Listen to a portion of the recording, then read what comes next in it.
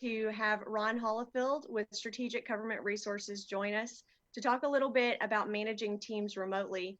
I know that many of you are going through a lot of different challenges, changes with this business environment. And with that comes a lot of learning, figuring things out. And so, fortunately, I happen to be friends with Ron Holifield, who has been managing teams remotely for a very long time. I won't put a number on it because we're not trying to go through any kind of age, thing here, but for a long time and does a really good job of that. So, Ron, do you want to start by just telling us a little bit about your company and what you guys do? Sure. I spent about 20 years as a city manager, started SGR in 1999, and there's really three things primarily we do. We do executive search, we do interim management placement, and we do training and development. And we primarily focus with local governments across the nation. Excellent. Well, we really appreciate you joining us this morning, and I know your time is valuable, so thank you for sharing some of that with us. Has this pandemic, I know you run a small business, obviously, so has this pandemic had an effect on your small business personally? Yeah, we actually historically have done about 30 live training events, 30 to 35 live training events a month. We've gone to zero.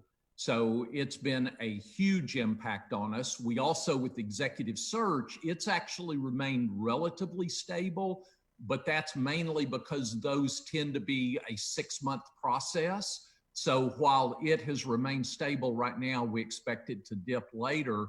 And then interim management actually is up because so many organizations don't want to hire full-time permanent positions, but they need to keep getting the steel out the door. And we're actually doing some remote placements like we're doing with one city, an HR director on a remote basis 2 days a week. So they're saving quite a bit of money, but they've got the expertise to make sure they can manage everything. Excellent. Do y'all do that for private sector too, or is it strictly public sector for the interim management services? We actually do it in the private sector too, not nearly as much, but absolutely we do. We've placed a number, and it has worked out to be a really, really good way of doing things. One organization, we actually started about a year ago doing embedded services where they're able to take a fractional HR director or a fractional accounting manager or things of that sort and really scale it up and down for a particular organization. That's neat. I can see where it seems like the private sector could really benefit from that right now as well, when they're trying to find ways to stay efficient and stay in business, but also, of course, cut costs where necessary. It seems like those interim management services Absolutely. make a lot of sense. Absolutely. And we're actually doing that on our own as well as a company, is that we use some folks on a fractional basis. And you end up, I've explained that concept to someone before, and I said, you end up being able to get the best of the best, the best expert you can find for a very reasonable cost, considering that you're getting the expert in that field. So something to keep in mind, I think, just a quick tip, something to keep in mind for businesses who are looking to fill positions right now. So that's a few ways of kind of how you guys have pivoted, but anything else that you want to add just so that your small business stays relevant? Yeah, so there's a number of things we've done to pivot. First is that we could see where this was headed fairly early on, and we actually laid off 2 employees. We hated to lay them off, but we felt like in the longer term, that was clearly where we were headed. And so by doing it early, not only did it help us conserve cash, but it also let those employees get out into the market earlier than was going to be the case otherwise. So that was certainly beneficial to them. In addition to that, we had 2 additional positions that were vacant. We simply did not fill them, knowing where it was headed. And then we went to full work at home status the week before everything really got bad, which gave us more lead time to actually transition to that much more smoothly without as many bumps if we had waited and do it all of a sudden. We've made a number of non-personnel expense reductions. We delayed contributions to our 401k plan. We'll catch up on those later, but we deferred those for the previous year to be able to save cash. Also, because we really expected this and still expect this to be a long-term dynamic, we gave our 90 days notice to move out of our lease space since we were all in home offices. And while that takes 90 days to completely play through, as the revenue keeps dipping, our expenses will be going down additionally. We also deferred a building project, and then we began sensitizing all of our employees to watch every nickel to try and conserve cash. On the business service front, we also pivoted in some ways as well.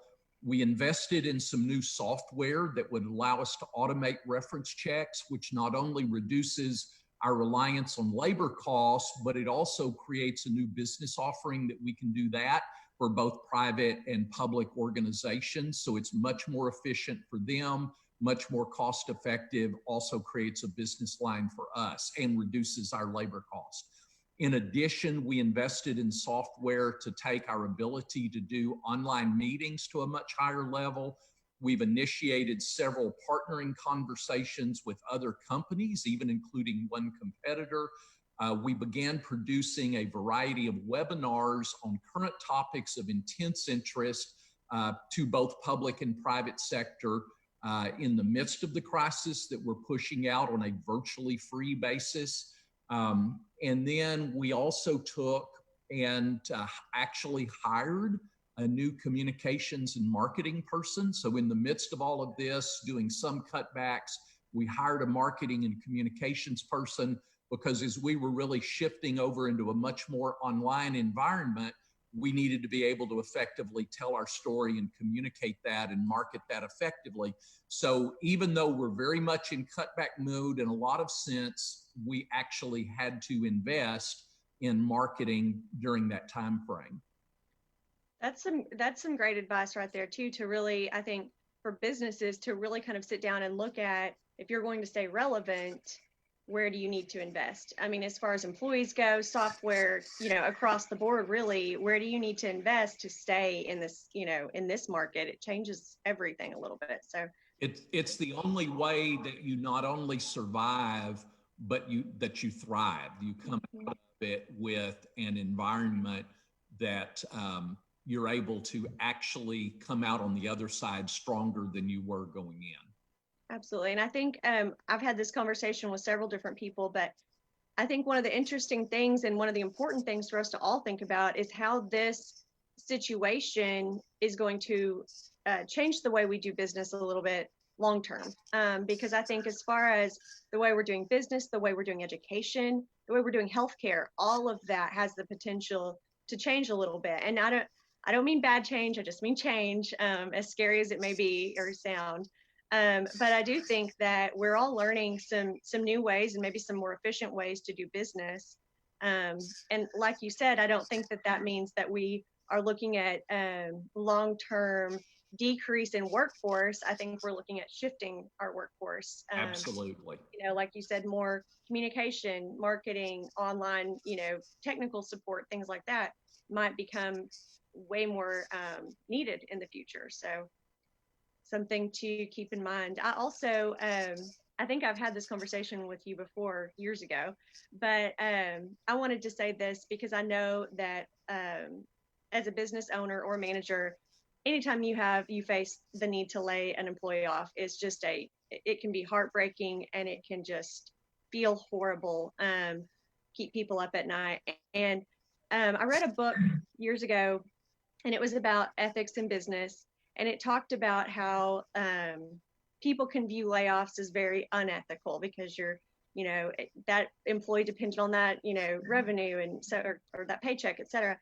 And it talked about how the ethical obligation is to the company that employs all of the other employees who are there. And so if you make a sacrifice to keep an employee, and it ends up hurting your business, which then affects every employee you have, that is not the ethical way to run a business. And so I kind of wanted to throw that out there just for all those businesses who are going through that, because I know that it's painful, and they're feeling it. And people like to treat each other well, and definitely like to take care of their employees. So just a reminder to everyone to focus on the bigger picture, focus on doing what's right for your organization so that you do stay relevant and you are able to keep the employees that you do have. So also, I know that in managing teams remotely, that changes the dynamic a little bit, especially if somebody's used to going to an office every day, seeing their employees in person, having routine staff meetings together, so on and so forth. So what are some of the ways, Ron, that you have found that you're able to keep your team engaged when they're working remotely?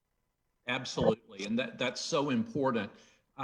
We've actually been using distributed teams or remote teams for about a third of our employees for well over a decade. So the transition was fairly smooth for us to move into the other 2/3 of the employees into that work at home. The first thing is we provided a series of work at home guidelines for employees that begins to create a context. And Krisa, I can share those with you separately and you can distribute if you'd like to do that. I was going to ask that. Thanks. And then in addition to that, we began to provide resources to encourage them to engage in online training while they're at home so that they're strengthening their skills. Not only is that something that's productive for us to have employees doing that, training is something that oftentimes gets behind when routine business is going on. So this is an opportunity to actually work on skill sets. So would strongly encourage you to do that. Then what we do, we have 3 executive team leaders, 3 division groups. Each one of those executive team leaders holds a daily check-in phone call at 8 a.m. Not only does this keep them engaged in their teams and keep the leader on top of what's going on, it also creates a rhythm that work starts at 8 a.m. still. So it creates a natural rhythm, and rhythms are an important part of pulling all of this off. We also require that all of our online meetings must be done with video. We don't allow regular call-in just off of the phone. Not only does that help encourage employees to so-called get up and get ready for work, and it helps them get into a mind shift ready for the day, but it also dramatically enhances engagement with the team and keeping a sense of deeper connectedness, which goes along with more camaraderie and allows us to do a better job of getting through all of this together. Then I also produce a email that goes out to the entire team about every 3 days. That is our COVID-19 SGR business practices. And what this does is it updates on the things we're doing to manage the crisis, how to get ahead in it, what we're doing to build towards the future, even while we're dealing with cutbacks. That ensures a lot of transparency and reassurance to all of the employees that the leadership team is doing everything possible to stay on top of the situation by being transparent, both about hard decisions and optimism towards the future at the same time. We lower the anxiety dramatically that they don't know what's going on. Our humanity always causes us to interpret the unknown in the worst possible light. So what happens is by communicating regularly, you lower that anxiety. It also provides confidence to everybody that we're going to come out of this okay, and keeps them from sinking down into the abyss, which actually, if they do that, it lowers performance, which lowers our ability to come out of it okay. We really need everybody in this environment operating at a higher level, not a lower level. And that routine conversation, that routine communication is really important about that. And then about once a week, we do an all-team Zoom meeting. And again, everything is required to be video. Each of the executive team members provides about a 3-minute update on things that are going on in their area, but then it is wide open time for questions and answers with a lot of encouragement to be willing to ask hard questions. This reinforces the benefits of transparency and the sense that there's nothing unknown to worry about. In the beginning, we got more anxiety-ridden questions. And as we've gotten into it more and communicating regularly and all of that, the tone of the meetings has actually become more lighthearted and more camaraderie oriented, because they feel like they're really being communicated well with, they know what's going on. And then periodically we do a online or a video happy hour. And it's very informal. It is for social purposes. It is not about business, but it really keeps people engaged and is a good thing. You've got to work extra hard when managing remote teams to maintain your cultural DNA, to keep everybody rowing in the same direction, knowing where we're going, knowing what their role is in getting there. There's different layers of that you have to do. So those are a few of the things that we're doing to manage this remote environment.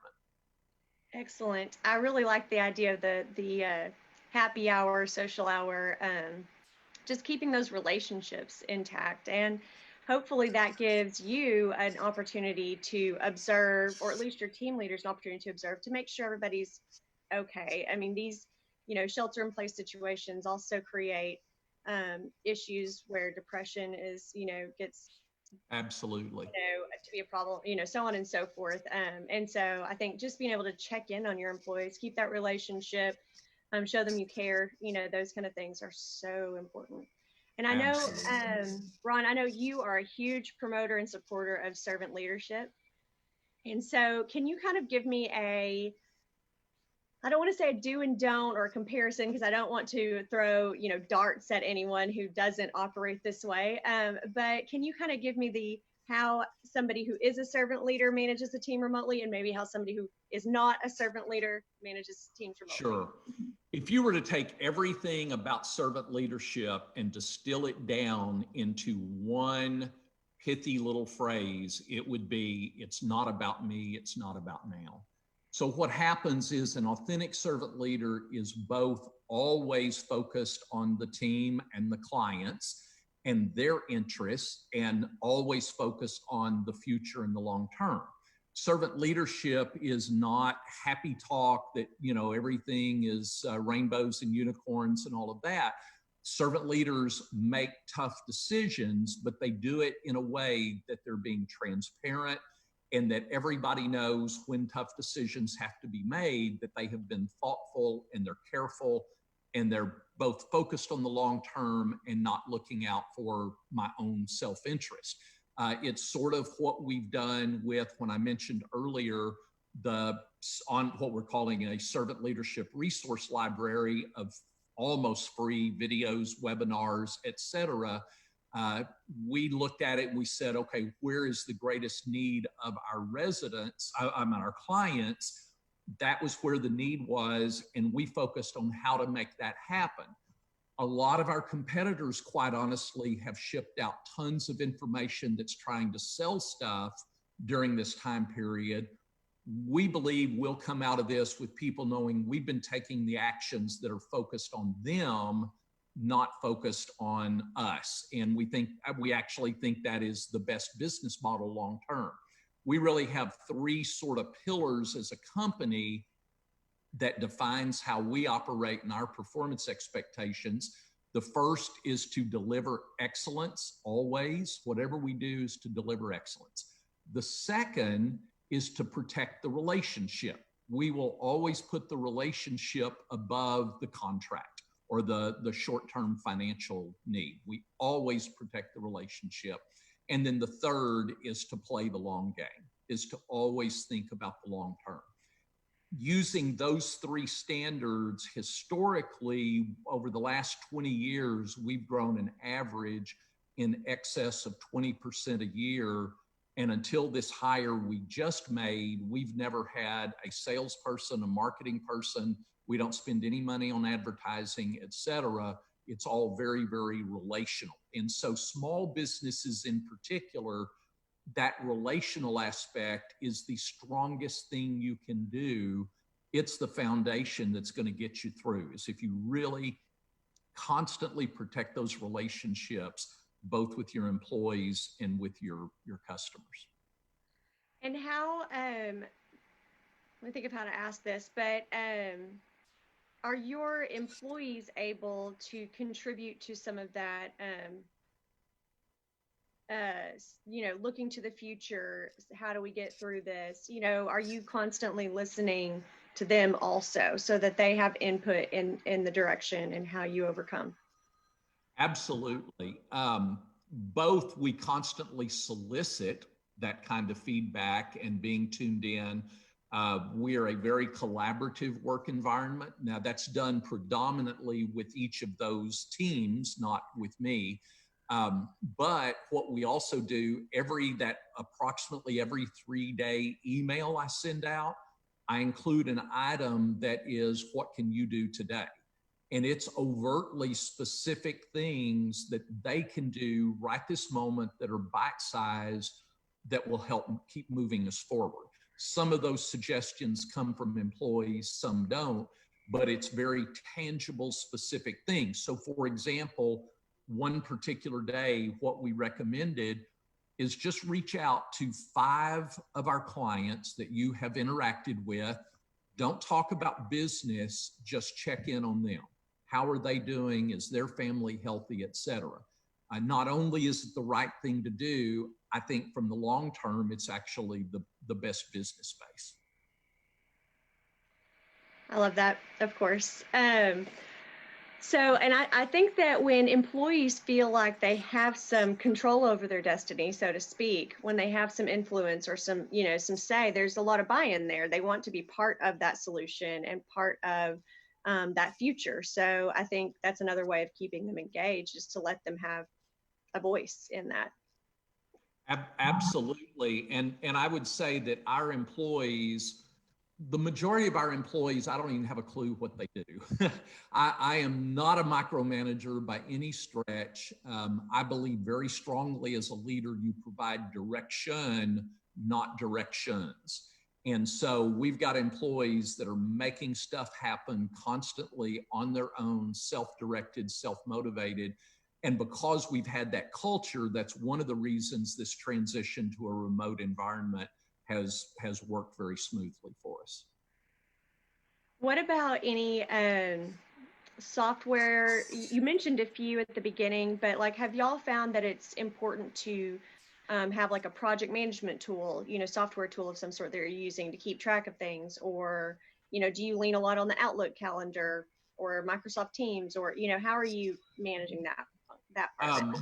We for videos, we tend to predominantly use Zoom. We use Zoom Professional because it allows you to record.